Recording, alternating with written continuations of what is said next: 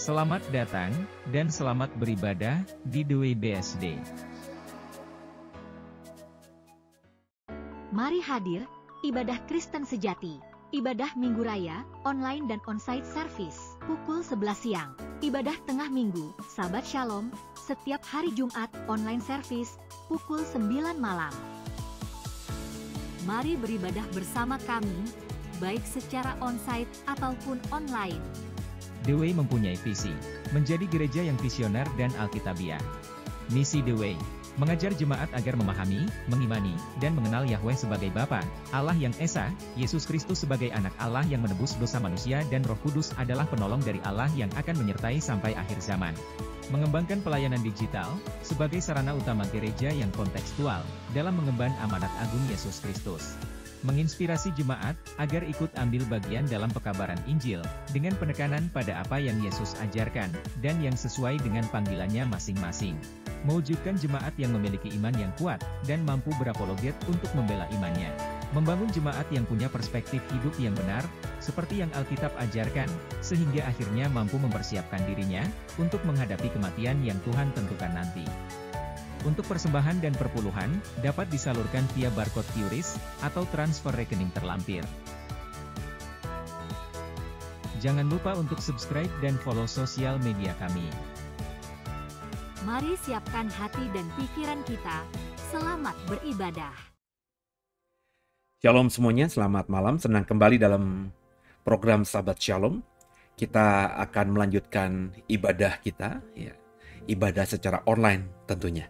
Dan sebelum kita mendalami kebenaran firman Tuhan, dalam program Sabat Shalom dalam ibadah tengah minggu kita ini, kita belajar setiap perkataan dan pengajaran Yesus. Spesial kita buat untuk setiap perkataan dan pengajaran Yesus yang ada di Alkitab bisa kita gali dan kita temukan kebenarannya. Dengan harapan, setelah kita temukan kebenarannya, kita bisa menghidupinya dan kita bisa semakin hari semakin menyerupai Yesus. Sebelum kita mulai, saya undang semua untuk satu hati kita berdoa. Bapa yang baik, terima kasih. Kami boleh ada semua karena anugerah-Mu.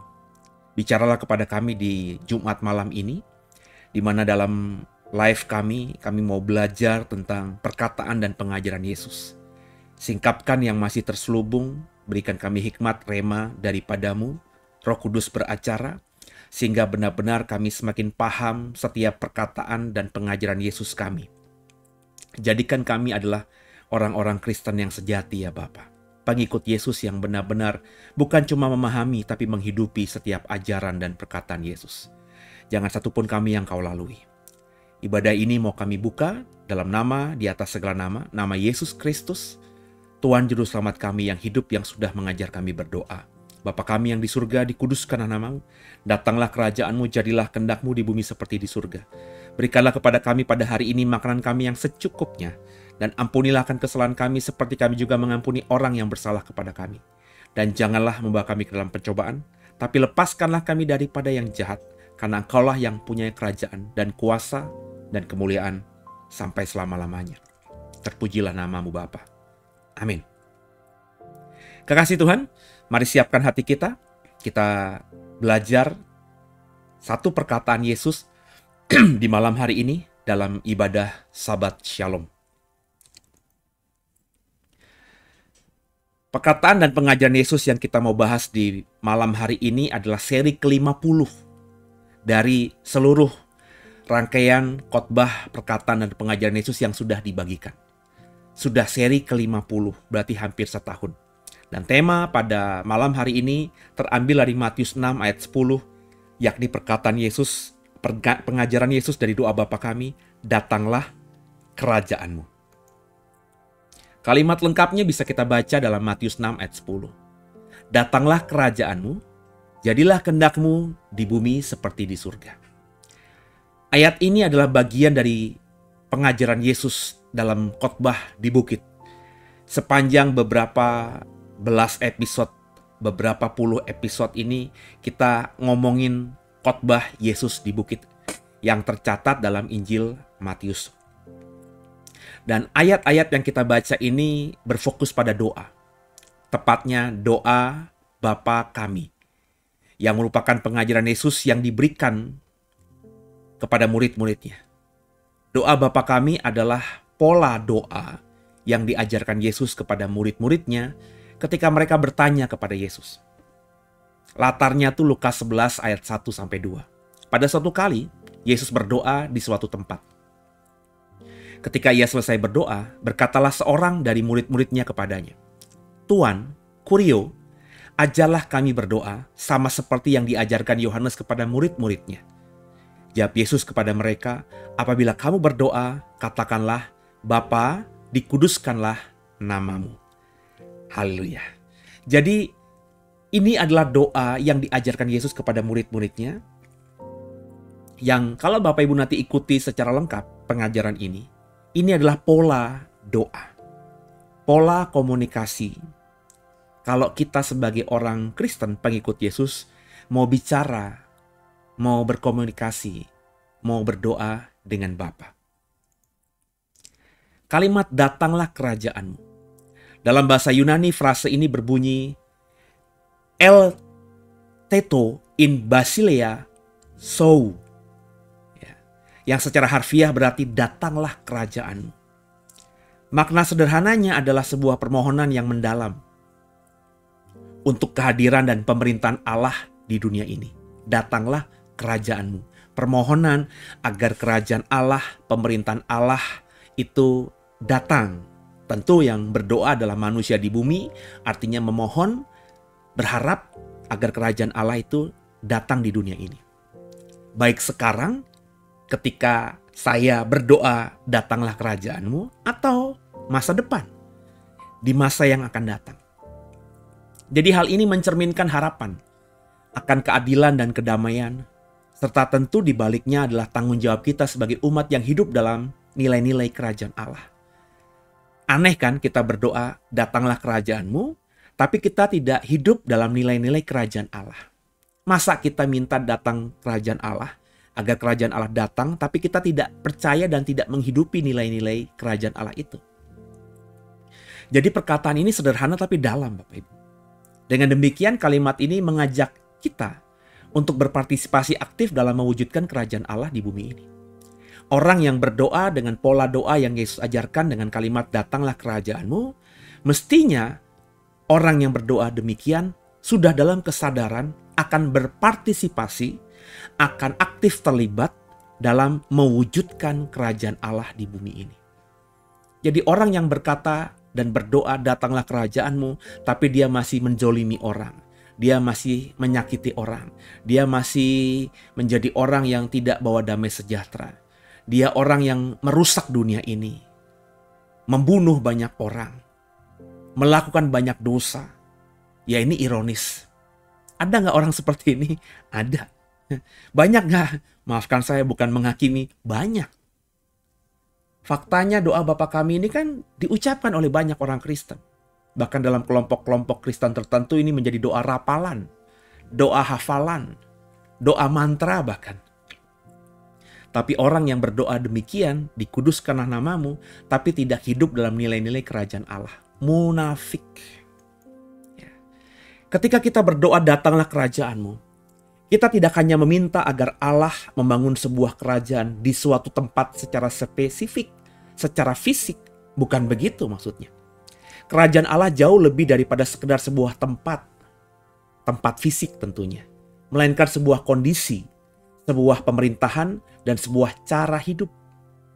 Sebuah kondisi, sebuah pemerintahan, sebuah cara hidup.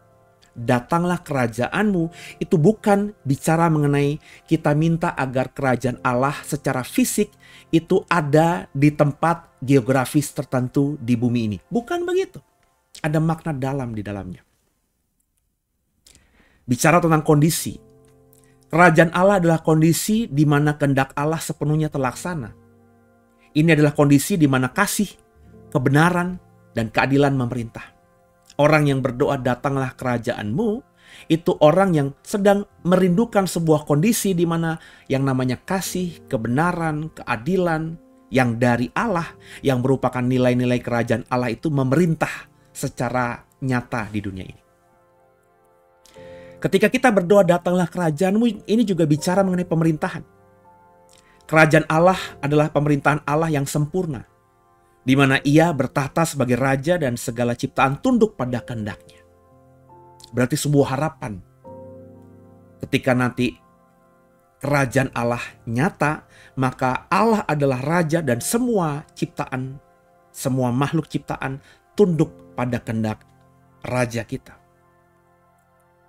Saya bilang juga tadi, bicara mengenai datanglah kerajaanmu, ini juga bicara mengenai cara hidup, gaya hidup. Kerajaan adalah cara hidup yang mencerminkan nilai-nilai Allah, yaitu kasih, sukacita, damai sejahtera, kesabaran, kemurahan, kebaikan, kesetiaan, kelemah lembutan, penguasaan diri, ya, yang kita bisa temukan dalam Galatia 5. Buah roh itu, saudara. Jadi kalau ada orang yang berdoa datanglah kerajaanmu, tapi dia tidak menghidupi, dia tidak menghasilkan buah roh, ya, maka ya ironis, tragis. Bukan lagi ironis, tapi tragis. Ya. Doanya, harapannya cuma kalimat-kalimat kosong. Ya. Bahasa kasarnya tuh hanya bullshit, omong kosong.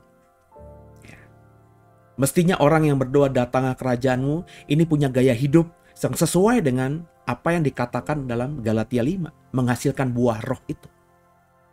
Pertanyaannya, sudahkah kita? Jadi penting untuk diingat bahwa kerajaan Allah itu ketika kita bicara kerajaan Allah, terminologi kerajaan Allah itu memiliki dua aspek, Bapak Ibu. Kerajaan Allah yang sudah ada. Jadi kalau Bapak Ibu berkata bahwa kerajaan Allah belum ada, belum hadir di tengah kita, Bapak Ibu berarti belum Kristen. Kenapa? Karena tidak tahu bahwa kerajaan Allah itu memang sudah ada di dunia ini. Kerajaan Allah sudah ada, mulai bekerja di dunia ini, sejak Yesus Kristus datang ke dunia ini. Sekitar 2000 tahun yang lalu.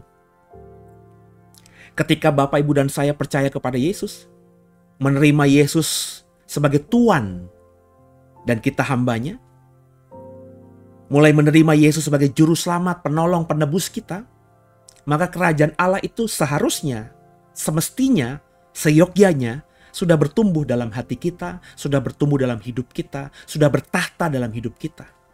Orang yang sudah benar-benar percaya kepada Yesus, orang yang sudah benar-benar mengikut Yesus,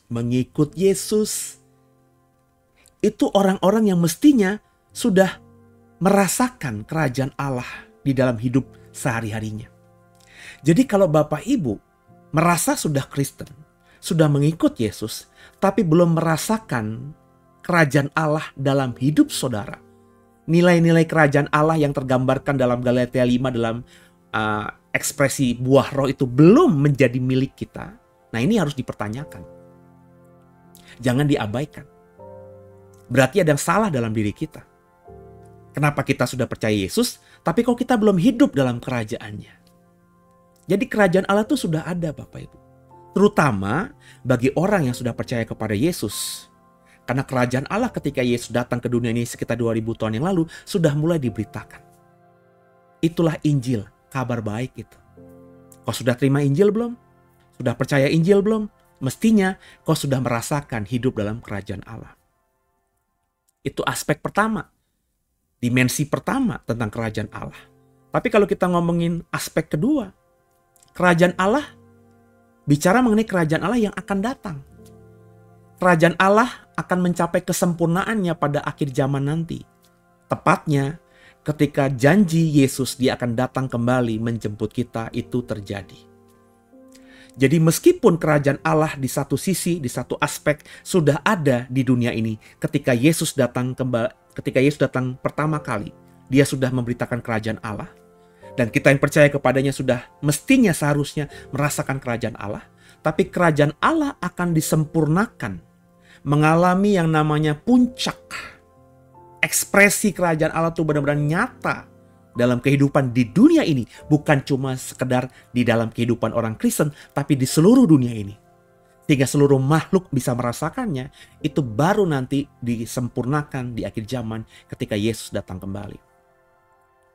Pada saat itu kalau kita bicara perjanjian baru, seluruh ciptaan, seluruh makhluk akan diperbaharui. Bumi ini akan diperbaharui. Langit dan bumi menjadi langit dan bumi yang baru. Langit dan bumi yang pertama lenyap. Dan datanglah langit dan bumi yang baru. Semuanya diperbaharui. Dan Allah akan memerintah dengan sempurna nanti ketika langit dan bumi sudah diperbaharui secara sempurna di akhir zaman. Nah, inilah aspek dari kerajaan Allah yang harus kita pahami. Jadi jangan berkata kerajaan Allah itu nanti. Kerajaan Allah itu masih future. Enggak. Kerajaan Allah sudah ada sejak Yesus datang 2000 tahun yang lalu. Tapi kerajaan Allah itu belum sempurna. Meskipun sudah dirasakan oleh kita secara pribadi, tapi makhluk ciptaan lain, manusia lain yang belum menjadi pengikut Yesus, belum bisa merasakannya. Tapi nanti semuanya secara holistik akan merasakannya ketika Yesus datang kembali. Allah memerintah dan semua yang diciptakan Allah dahulu diperbaharui di akhir zaman nanti. Yesus mengajarkan bahwa kerajaan Allah sudah datang melalui kedatangannya ke dunia. Silahkan dibaca Lukas 17 ayat 21. Dalam pengertian ini, kerajaan Allah hadir di dunia ini melalui apa? Yesus Kristus sebagai Raja yang telah datang membawa keselamatan. Kerajaan Allah itu sudah datang karena Yesus Kristus sebagai Raja yang telah datang membawa keselamatan itu. Keselamatan sudah diberikan kepada dunia ini. Jalan menuju keabadian sudah diberikan oleh Yesus. I am the way. Akulah jalan dan kebenaran dan hidup. Tidak ada seorang pun yang bisa sampai kepada Bapa kalau tidak melalui aku. Keselamatan sudah Yesus tawarkan. Jalan menuju keselamatan, menuju kepada Bapa sudah Yesus berikan. Matius 4:17, Lukas 4:43 mengatakan demikian. Silakan dibaca ayatnya. Pekerjaan Roh Kudus yang mengubahkan hati manusia juga sudah ada. Ya, Roh Kudus sudah dicurahkan. Orang percaya itu sudah hidup dalam Roh Kudus seharusnya. Penuh dengan Roh Kudus seharusnya. Roh Kudus sudah nyata dalam hidupnya seharusnya. Kemudian juga gereja sebagai tubuh Kristus yang menjadi agen untuk mewujudkan kasih, kebenaran dan keadilan Allah di dunia ini mestinya sudah berjalan. Karena gereja kan adalah tubuh Kristus. Gereja adalah objek penerima kerajaan Allah. Gereja bukan bicara mengenai sekelompok atau organisasi, tapi gereja adalah individu. Gereja adalah orangnya. Jadi ketika kita berdoa, datanglah kerajaanmu Bapak Ibu, biji mata Tuhan. Kita memohon sebenarnya agar pemerintahan Allah semakin nyata di dunia ini melalui kehidupan kita, melalui gereja kita, melalui seluruh umat percaya yang bersatu padu. So bayangkan kalau orang-orang Kristen pengikut Yesus ini benar-benar sudah menghidupi sungguh kerajaan Allah dalam dirinya. Maka dunia ini akan terdampak dengan signifikan. Tapi ya ironisnya kan, bahkan sesama orang percaya saja tidak tegur sapa. Sama gereja saja tidak mau bekerja sama. Nah, karena hal-hal seperti ini, hal-hal remeh, hal-hal konyol, hal-hal bodoh, yang menyebabkan kerajaan Allah ini belum dirasakan oleh banyak orang. Belum berdampak dengan signifikan dirasakan oleh seluruh makhluk ciptaan. Nah kalau begini kan berarti kita yang harus introspeksi. Siapa kita? Pengikut Yesus. Siapa kita? Gerejanya Yesus. Ya semoga Bapak Ibu paham. Sehingga meskipun kita tidak bisa berbuat terlalu banyak, tapi paling tidak kita dengan orang Kristen lainnya yang kita kenal, kita berdamai. Kita tidak saling merasa paling hebat sendiri. Kita dan gereja kita mestinya meskipun berbeda dengan banyak hal dengan gereja lain, tapi kita juga harus berpikir bahwa mereka adalah tubuh Kristus. Dan kita adalah bagian yang sama-sama memiliki kepala yang sama, yakni Yesus. Sehingga gereja meskipun berbeda apapun alasan perbedaan itu, tidak membuat gereja bermusuhan. Mestinya membuat gereja semakin bersama-sama, saling melengkapi. Dan paling tidak, kita bisa mengerjakan bagian kita. Makanya saya berkali-kali bilang, kita nggak usah ekspektasi tinggi-tinggi lah. Paling tidak kita kerjakan dalam kehidupan sehari-hari aja. Kalau ada orang lain, gereja lain, orang Kristen lain yang sering menyesat-nyesatkan, ya, sering menyalah-nyalahkan, menganggap dirinya paling benar, kita paling tidak lakukan itu. Itu kan hal yang bisa kita kerjakan. Kita nggak bisa merubah orang. Tapi paling tidak kita bisa merubah dunia ini dengan cara kita yang merubah pandangan kita terhadap dunia ini. Jadi dengan kita demikian, orang-orang terdekat kita itu akan terdampak juga. Capek kalau kita mengusahakan agar orang berubah. Ya tinggal kita aja ya, coba merubah pikiran kita. Nah kalau kita yang berubah itu mudah karena kita bisa merubah diri kita sendiri. Kita punya akses untuk merubah cara berpikir kita. Kita punya cara untuk merubah pola pikir kita. Kita punya cara untuk merubah mau kita. Tapi kalau orang lain, itu udah faktor eksternal. Kita nggak bisa. Bahkan mengubah istri, mengubah suami, mengubah orang tua, mengubah anak itu sulit sekali. Tapi paling tidak mengubah diri kita ya. Sudahkah kita benar-benar menghidupi kerajaan Allah? Karena memang kerajaan Allah sudah datang melalui kedatangan Yesus 2000 tahun yang lalu ke dunia ini untuk menyelamatkan kita. Meskipun kerajaan Allah sudah hadir melalui Kristus, tapi penggenapan penuhnya, kesempurnaannya itu masih menunggu kedatangan Yesus yang kedua kali. Nah pada saat itu, pada saat Yesus datang kedua kali, pada saat Yesus datang kedua kali ke dunia ini dalam topik tertentu nanti saya akan pertajam lagi. Sebab pemahaman Yesus datang kedua kali ini, saya punya pemahaman yang baru. Ya. Tapi pada saat itu ketika Yesus datang kembali kedua ke dunia ini, Alkitab mengatakan dalam Wahyu 11 ayat 15, segala kejahatan akan dihancurkan. Dalam Daniel 7 ayat 14, Allah akan memerintah dengan penuh kuasa terhadap seluruh ciptaan. Dalam Wahyu 21 ayat 4, tidak ada lagi dosa, tidak ada lagi penderitaan, tidak ada kematian. Maka ketika Yesus datang kembali kedua kali ke dunia ini, dunia akan dipulihkan sempurna. Kejahatan gak ada, dosa gak ada pemberontakan, gak ada penderitaan, kematian, ratap tangis, kertak gigi, semuanya gak ada. Yang adalah damai, sejahtera, sukacita. Karena Allah benar-benar memerintah secara nyata di dunia ini. Nah dengan berdoa datanglah kerajaan. Kita menantikan dan merindukan kepenuhan pemerintahan Allah ketika Kristus datang kembali dan segala sesuatu diperbaharui. Jadi kalimat pendek datanglah kerajaanmu ini maknanya sangat dalam. Jadi kita harus memahaminya, mengimaninya, menghidupinya.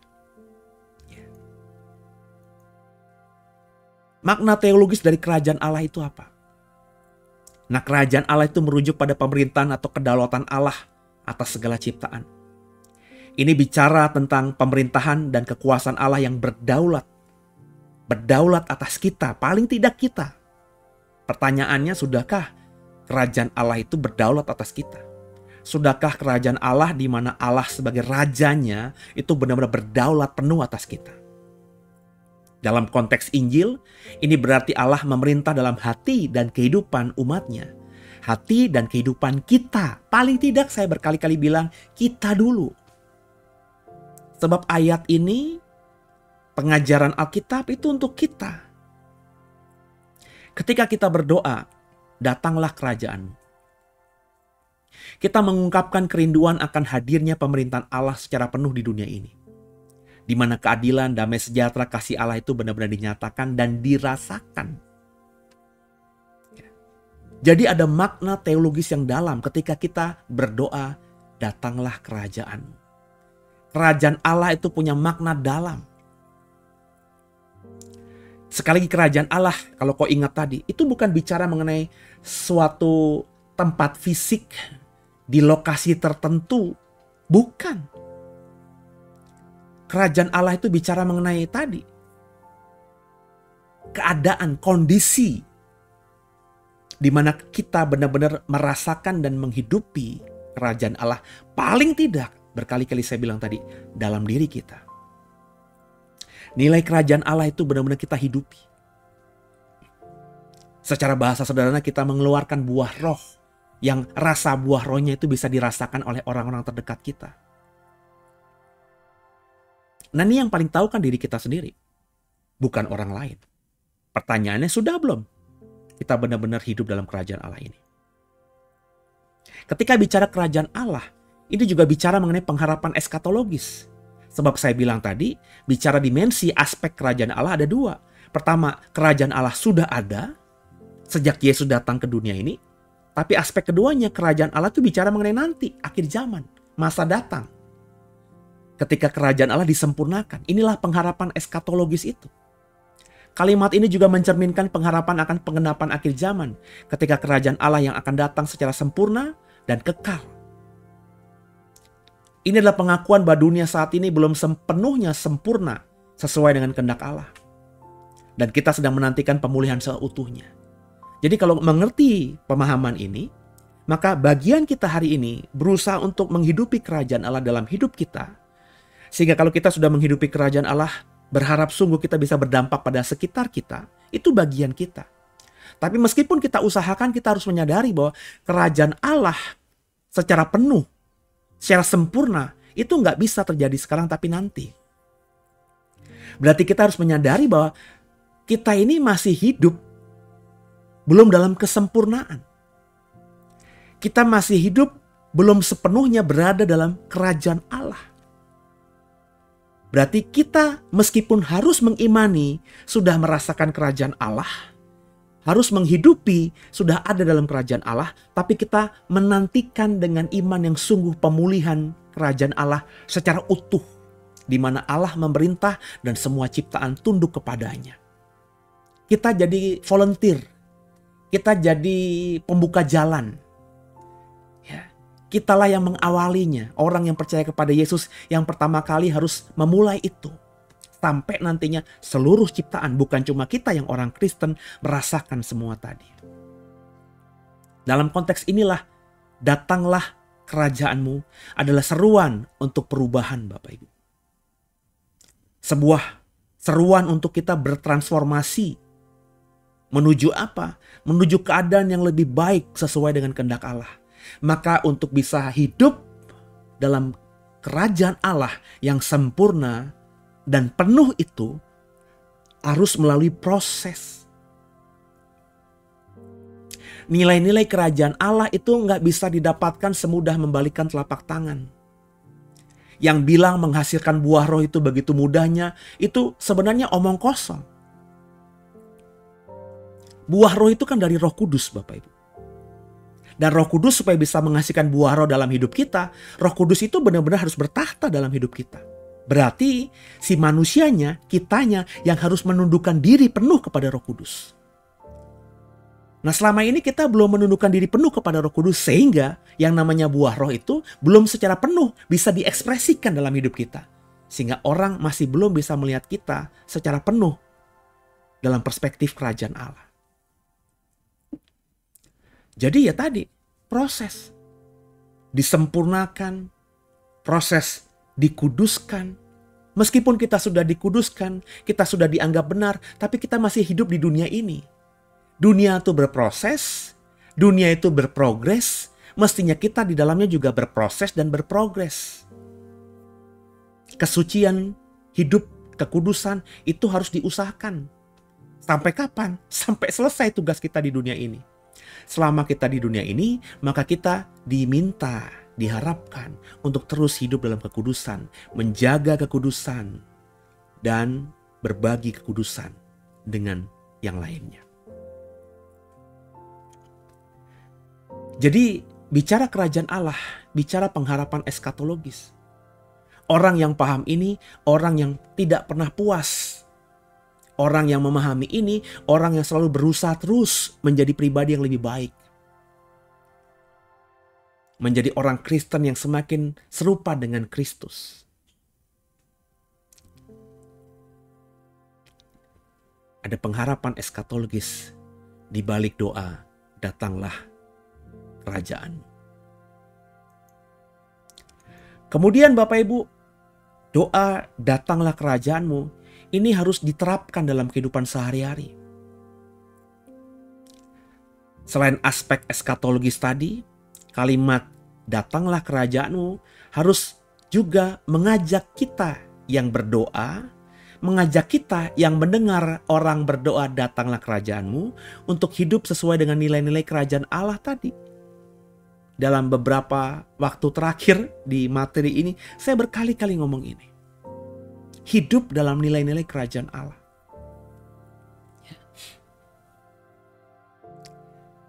Ya, saya pernah mengenal seseorang yang dalam pelayanannya, khotbahnya selalu bicara mengenai kerajaan Allah. Ya, tapi masih hidup dalam area khotbah doang. Secara khotbah sebagai hamba Tuhan, dia mengkhotbahkan hidup dalam kerajaan Allah. Tapi kalau saya lihat hidupnya sehari-hari, dia belum hidup dalam kerajaan Allah. Ya, saya kalau mau ngomong ini terlalu spesifik ya. Tapi intinya ada orang yang berkhotbah, ada hamba Tuhan yang berkhotbah kerajaan Allah. Tapi dalam pekerjaannya saja, dia tidak bekerja dengan nilai-nilai kerajaan Allah. Itu yang saya mau katakan Bapak Ibu. Masih korup. Korup itu bukan korup uang aja, korup waktu juga. Orang kalau bekerja itu secara aturan, ya, itu dari Senin sampai Jumat. Jam 8 atau jam 9 sampai jam 5 sore. Tapi ada orang sebagai hamba Tuhan, dia berkhotbah kerajaan Allah, mengajar jemaatnya untuk memahami nilai-nilai kerajaan Allah, tapi dia ketika bekerja, kerja di pemerintahan, waktu kerjanya aja dia korup. Kalau waktu kerjanya jadi dia korup, maka terbuka dong kemungkinan dia juga korup dengan hal-hal yang lainnya. Meskipun alasannya dapat izin dari atasan dan lain sebagainya. Tapi kan korup. Yang menggaji dia kan bukan atasan tapi pemerintah. Tetapi rakyat.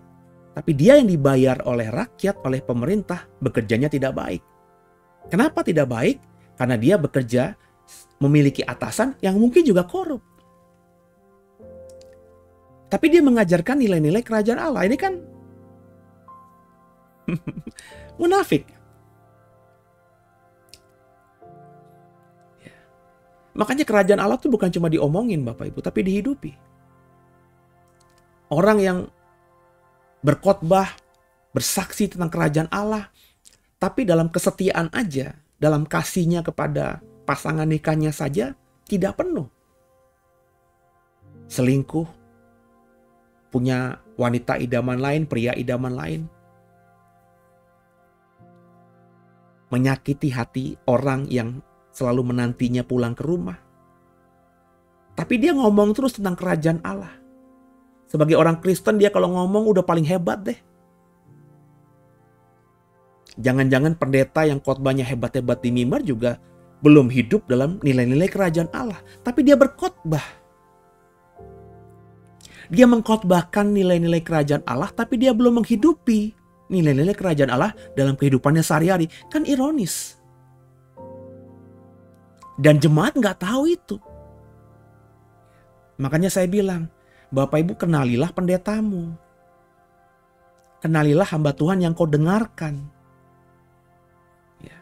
Jangan cuma mengagumi khotbahnya. Karena berkali-kali saya bilang, berkhotbah dengan bagus, dengan menarik itu begitu mudahnya. Maafkan saya ya, tukang obat di pasar malam, kalau dia diajar ilmu berkhotbah sedikit aja, dia bisa jadi pengkhotbah yang luar biasa. Karena seorang penjual obat di pasar malam, itu ketika dia menjual obatnya, dia bisa menjual dengan semenarik mungkin. Namanya juga jual obat. Di YouTube itu banyak tuh. Ada orang jual barang-barang apa aja gitu, palu, gergaji. Dia sambil ngelawak, sambil ngelucu. Dan itu YouTube-nya luar biasa viewernya. Ini orang seperti ini kalau jadi pendeta gampang. Orang seperti ini kalau mau jadi pendeta bisa khotbah, tinggal belajar khotbah sedikit aja. Bisa. Apa susahnya berkhotbah? Tapi pertanyaannya apakah yang kita khotbahkan itu sudah kita hidupi? Dan kebanyakan jemaat nggak tahu pendetanya, nggak kenal pendetanya. Mengerikan. Jadi selain aspek eskatologis, kalimat ini juga mengajak kita untuk hidup sesuai dengan nilai-nilai kerajaan Allah. Di sini dan sekarang, bukan nanti. Ini berarti kita dipanggil untuk menjadi alat pembawa keadilan, kasih, dan kebenaran di dunia.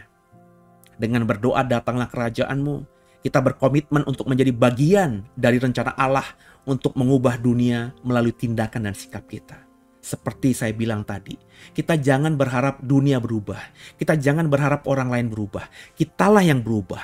Dengan kita berubah, paling tidak kita akan mempengaruhi orang di sekitar kita. Kalau orang di sekitar kita sudah berubah karena kita, maka kita lebih bisa berdampak pada orang yang lebih luas lagi. Kita bisa mengubah dunia di sekitar kita lewat tindakan dan sikap kita yang berubah terlebih dahulu. Di mana dalam konteks ini, kita menghidupi sungguh-sungguh hidup dalam kerajaan Allah. Bicara datanglah kerajaan-Mu juga bicara penyerahan diri, surrender. Ada makna spiritual yang dalam. Doa ini mencerminkan penyerahan diri kita kepada Allah. Dengan mengucapkan datanglah kerajaan-Mu, kita mengakui bahwa Allah adalah Raja kita, Raja atas hidup kita, dan kita siap untuk tunduk kepada pemerintahannya. Kan begitu? Datanglah kerajaan-Mu. Tapi firman Allah berkata, kasihlah sesama manusia, enak aja, entar dulu lah. Lah gimana? Karena kita minta datanglah kerajaan-Mu, kita minta kerajaan Allah datang di bumi, tapi perintah Allah untuk mengasihi sesama manusia, kita tidak mau lakukan. Ampunilah sesama manusia, kita nggak mau, enak aja ngampunin. Ini nyakitin kita lagi. Kan lucu. Jadi kalimat doanya, datanglah kerajaan-Mu itu ya pepesan kosong. Kata-kata tanpa makna, tanpa kuasa, tanpa wibawa, tanpa kesungguhan. Apakah kita berdoa kepada Allah model begitu? Apakah orang yang berdoa kepada Allah datanglah kerajaan-Mu tapi cuma kata-kata kosong aja itu berarti menghormati Allah? Apakah berarti dia sudah menjadi orang Kristen yang benar? Apakah dia berarti sudah benar-benar menghargai karya penebusan Yesus di atas kayu salib? Menghargai darah dan tubuh Yesus yang hancur buat kita? Ini pertanyaannya dalam sekali.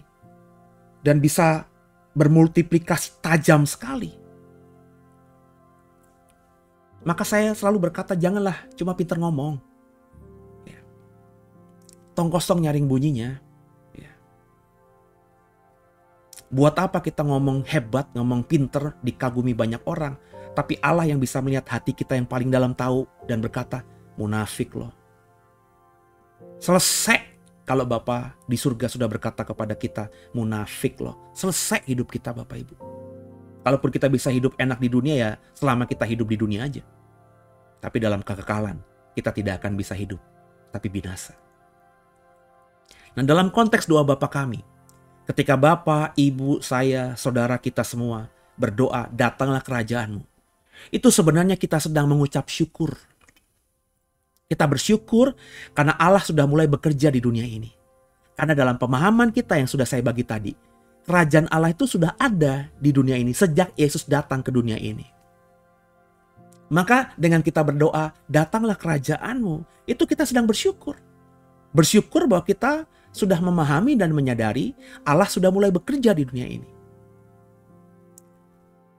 Orang yang juga berdoa datanglah kerajaan-Mu, itu bukan cuma mengucap syukur, tapi juga mengucapkan pengharapan. Harapan, mimpinya. Kita sedang berharap agar kerajaan Allah semakin nyata, semakin penuh, semakin sempurna dalam hidup kita dan di dunia ini. Itulah pola yang diajarkan Yesus kalau kita mau berdoa dengan sungguh kepada Bapa. Jadi kata kalimat datanglah kerajaan-Mu itu bukan pepesan kosong, punya makna dalam. Sebagai tanda kita mengucap syukur karena kerajaan Allah sudah dinyatakan. Sebagai pengharapan kita supaya kerajaan Allah yang sudah dinyatakan itu semakin menuju pada kesempurnaan secara penuh. Dan juga orang yang berdoa datanglah kerajaan-Mu, orang yang mestinya sadar bahwa dia sedang meminta kekuatan. Datanglah kerajaan-Mu. Dia minta kekuatan, kemuliaan, dan kuasa kerajaan Allah agar penuh dalam dirinya. Sehingga kalau Allah dan kerajaan Allah sudah penuh dalam hidup kita, maka kita akan dimampukan untuk hidup di dunia ini. Bukan cuma sekedar hidup, tapi juga dimampukan untuk ikut serta dalam membangun kerajaannya di dunia ini. Bapak Ibu punya pandangan yang berbeda dengan saya? Silakan ya. Karena ini lewat pelayanan digital kami, The Way BSD. Kalau Bapak Ibu punya pandangan yang berbeda, punya penajaman-penajaman yang Roh Kudus taruhkan di hatimu, silakan di live chat, silakan di kolom komentar nanti. Atau di japri kami. Ada WhatsApp kami kan, silakan di japri. Berkati saya juga. Kita ini harus jadi orang yang saling memberkati. Bukan uang loh ya. Perkataan, penajaman, hikmat, rema, itu harus dibagi. Besi menajamkan besi, manusia menajamkan sesamanya. Saya dalam kapasitas saya sedang memberkati saudara lewat hikmat rema yang saya dapatkan. Berharap ada feedback juga. Selama ini gereja dalam pelayanan kita orang Kristen, kita jemaat itu diposisikan selalu pasif. Kamu lebih rendah, hamba Tuhan lebih tinggi. Hamba Tuhan lebih tahu, kamu nggak tahu. Kamu yang terima berkat, hamba Tuhan yang memberkati. Sehingga akhirnya terkondisi seperti feudalisme. Hamba Tuhan gereja itu lebih hebat. Ya. Lebih dihormati, kita ini apalah, kita inferior. Hamba Tuhan gereja superior itu nggak benar Bapak Ibu. Komunitas Kristen yang sejati itu nggak begitu. Meskipun dalam jabatan gereja ada yang namanya pendeta, guru, ya, nabi, rasul, gembala. Tapi dalam konteks pelayanan, ya itu apalah artinya. Kita brothers in Christ, sister in Christ. Saudara dalam Kristus. Saudara harus saling memberkati, kan begitu. Makanya saya tidak pernah berhenti memberkati saudara. Setiap hari. Pagi-pagi ada program pagi berkat bersama Pase. Ya. Karena saya juga butuh dibantu teman-teman rekan sekerja. Ya. Jam 7 ada tadarusan Alkitab. Jam 9 malam, kalau Rabu dan Jumat seperti sekarang bagian saya. Tapi hari lainnya saya minta teman-teman saya yang mengisi. Kalau Bapak Ibu jadi member dari YouTube Dewe BSD, benar-benar mau belajar bersama Dewe dan saya, setiap jam 5, jam 6 saya bagikan materi khusus buat saudara. Itu dalam ranah saya mau memberkati saudara. Pertanyaannya saudara memberkati saya nggak? Ingat ya, kalau saya ngomong begini bukan ngomongin uang.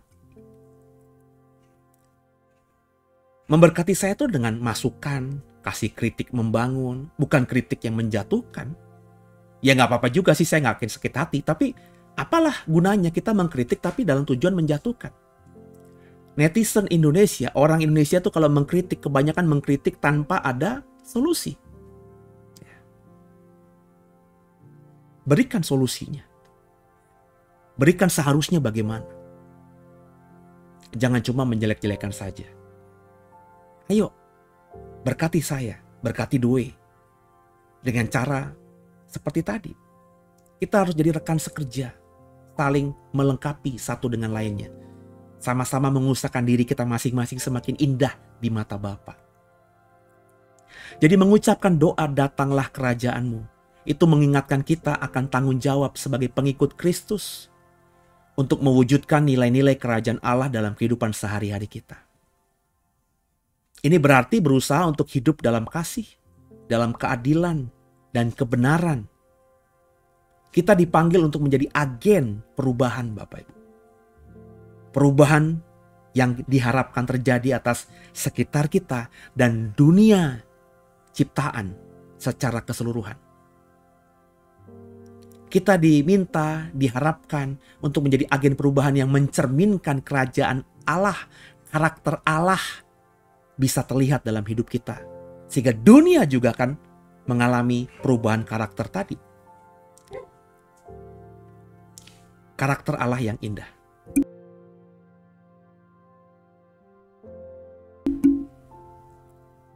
Jadi kekasih Tuhan biji mata Tuhan, kita belajar. Kita belajar untuk menjadi pribadi yang lebih baik lagi.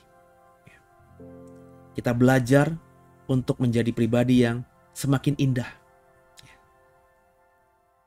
Pola doa Bapa kami ini, pola yang mengajar kita, menuntun kita, bisa menjadi pribadi yang semakin indah di matanya. Ini bukan doa hafalan, bukan doa rapalan, bukan doa jimat, bukan. Tapi boleh nggak Pak kita menghafal doa Bapa kami? Ya harus. Bagi saya, bagaimana kau bisa memahami doa Bapa kami kalau kau tidak hafal? Kan begitu. Tapi level menghafal tuh level kecerdasan paling rendah. Ada taksonomi Bloom, level kecerdasan, ada 6 level kecerdasan manusia. Kalau dalam ilmu psikologi itu pasti tahu semuanya. Dan level terendah dari kecerdasan manusia itu menghafal. Tapi meskipun paling rendah, ya penting menghafal. Sebab kalau nggak dihafal, bagaimana kita bisa naik level cara berpikir yang berikutnya? Sampai level ke-6, nggak mungkin. Saya sudah bagi ini, taksonomi Bloom, ya, dalam materi saya di membership. Ya. Bapak Ibu silakan ikuti, silakan dalami. Sesuai dengan apa yang Alkitab ajarkan itu. Makanya Alkitab katakan, bukan bacalah firman Allah siang dan malam. Enggak ada kalimat begitu. Renungkanlah firman Allah siang dan malam. Supaya apa? Supaya kita bukan saja menghafal ayat Alkitab, tapi kita memahami, bisa menginterpretasikan, bisa menghidupi, dan bahkan memodifikasi. Karena firman yang tertulis itu kan firman yang tertulis dalam konteks zaman dulu. Bayangin, Paulus sehebat-hebatnya Paulus, tapi Paulus berpikir dalam pola pikir zaman dulu, 2000 tahun yang lalu. Masih relevan gak cara berpikir Paulus dalam kehidupan kita di 2025?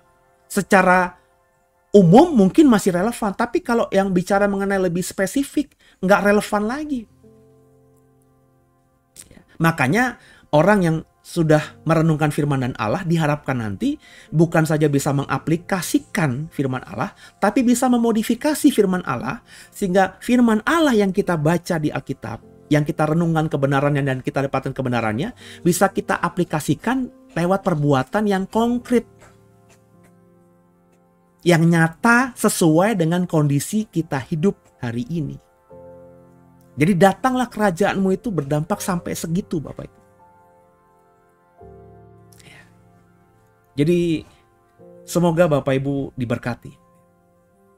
Jadi dalam kalimat datanglah kerajaanmu, hikmat yang saya dapatkan adalah isi doa. Karena kan datanglah kerajaanmu adalah bagian dari isi doa Bapa kami. Doa Bapa kami adalah pola doa, pola komunikasi yang diajarkan Yesus agar dilakukan murid-muridnya ketika berkomunikasi dan berdoa kepada Bapa. Isi doa harus sesuai dengan kehidupan kita sehari-hari. Jangan berdoa, jangan berkata-kata kepada Bapa sesuatu yang tidak kita hidupi. Ketika kita berdoa, datanglah kerajaanmu, pertanyaannya, sudah nggak kita hidupi kerajaan Allah benar-benar dalam kehidupan kita?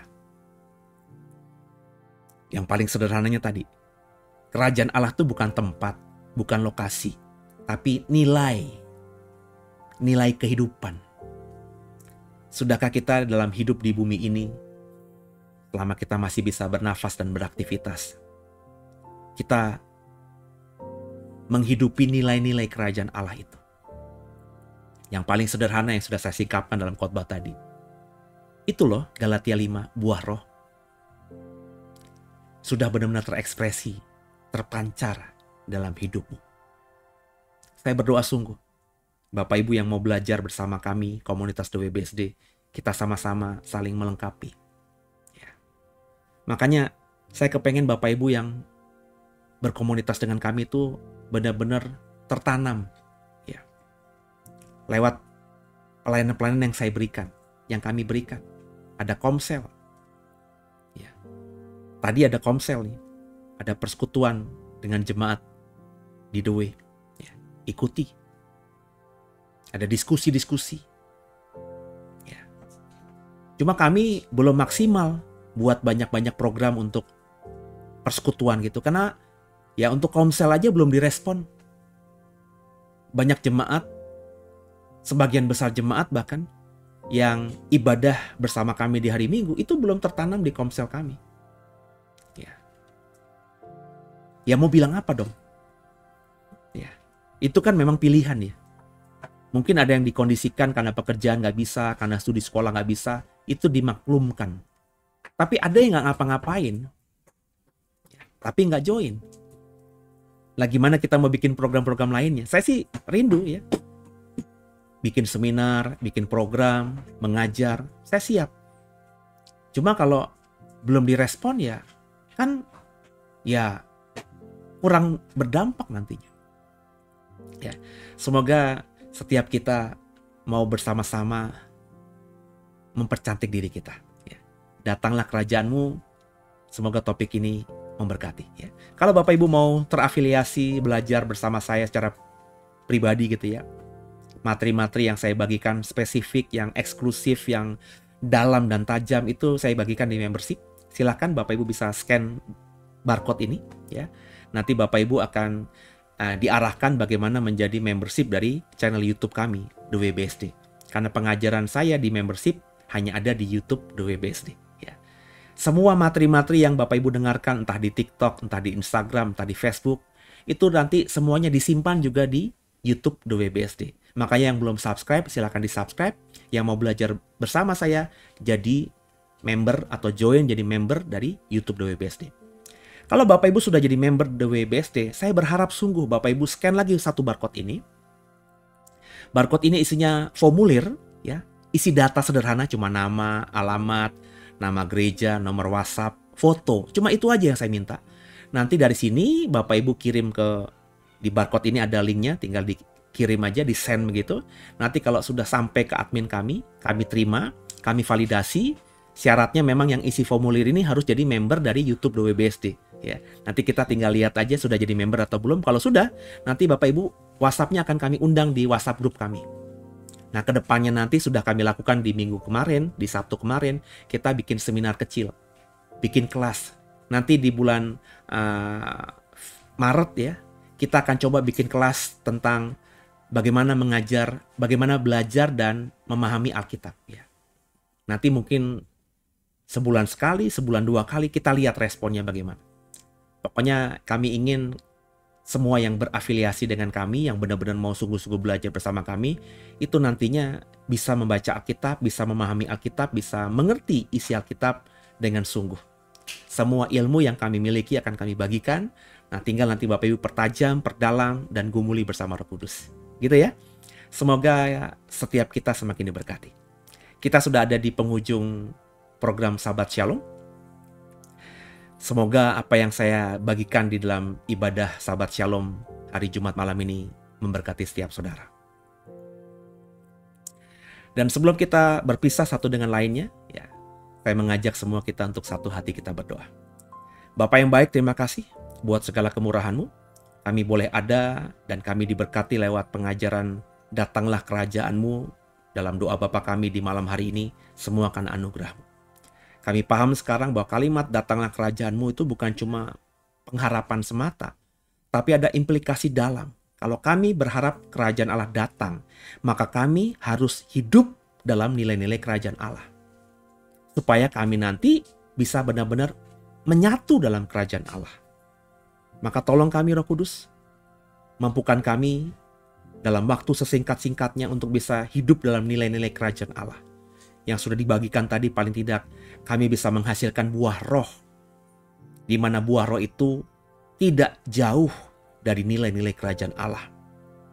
Tolong kami Roh Kudus, mampukan kami semakin hari semakin indah di mata Bapa.